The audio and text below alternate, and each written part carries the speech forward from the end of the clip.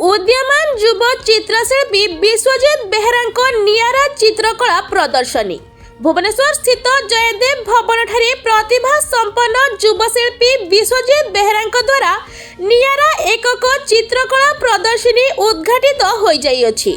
ଏହି ଉତ୍ସବରେ ମୁଖ୍ୟ ଅତିଥି ଭାବରେ ଭୁବନେଶ୍ୱର ମଧ୍ୟ ବିଧାୟକ ଶ୍ରୀ ଅନନ୍ତ ନାରାୟଣ ଜେନା, ସମ୍ମାନୀୟ ଅତିଥି ଭାବରେ ପୂର୍ବତନ ମନ୍ତ୍ରୀ ଶ୍ରୀ ଶାରଦା ପ୍ରସାଦ ନାୟକ, ଅଭିନେତା ତତ୍ତ୍ୱ ପ୍ରକାଶ ଶତପଥୀ ଏବଂ ପ୍ରଖ୍ୟାତ ଚିତ୍ରଶିଳ୍ପୀ ଶ୍ରୀ ମାନସ ଜେନା ପ୍ରମୁଖ ପ୍ରଦୀପ ପ୍ରଜ୍ୱଳନ କରି ଏହାକୁ ଉଦ୍ଘାଟନ କରିଥିଲେ।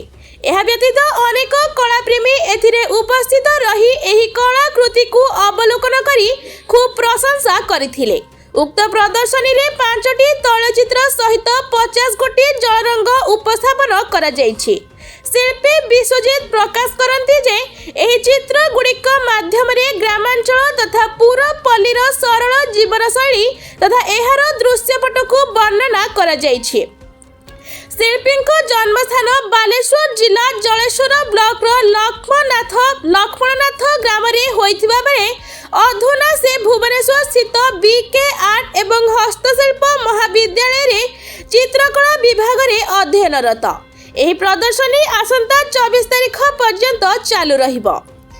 मन विश्वजित बेहरा इटा भुवनेश्वर जयदेव भवन ठारे इटा सोलो एग्जिबिशन होइछि, जोटा कि मत सहयोग कर आर्टिस्ट मानस जेना और इन्स्पायर अनुसार मुझे कमटा कर गोटे नेचर फीमेल पर्सन को नहीं कर जोटा कि फ्लावर गोटे झीर तार सौंदर्यता को लेकिन मुझे वाटर कलर भी किसी कर जोटा कि लोक को इन्स्पायर भी कर कमटा देखिकी आग युवपीढ़ी की भी जयदेव भवन ठारे 24 तारीख पर्यंत यहाँ रहा। आशा कर समस्ते आसिक देखिए। नमस्कार, मु मिस्टर मानस जेना आर्टिस्ट। आज ये जो स्थानीय जयदेव भवन ठारे एक चित्रकला प्रदर्शनी श्रीयुक्त विश्वजित बेहरा द्वारा अनुष्ठित होची एवं अधुना यहाँ अनुष्ठित ओडिशार वरेण्य लोक